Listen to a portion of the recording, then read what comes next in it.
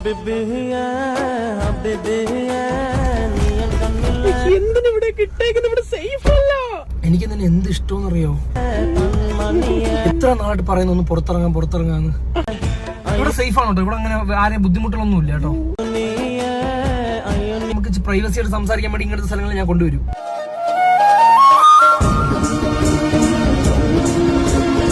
എന്തെങ്കിലും നോക്കുന്നു? റൊമാൻസ്. എന്താണ് റൊമാൻസ്? ഞാൻ ഭയങ്കര ഓപ്പൺ മൈൻഡ് ആണ്. ഞാൻ എന്ത് കാര്യമാണ് അപ്പൊ ചോദിച്ചോളൂ, ഒരു ഉമ്മ തരൂ. 140 കിലോമീറ്റർ ഒക്കെ കഴിഞ്ഞ് വന്നല്ലേ, ഉമ്മയെങ്കിലും താ. ഒരു ഉമ്മാടി കല്യാണം കഴിഞ്ഞിട്ടാ 10,000 രൂപയ്ക്ക് ഡീസൽ അടിച്ചു വന്നത് ഒരു ഉമ്മ താടി.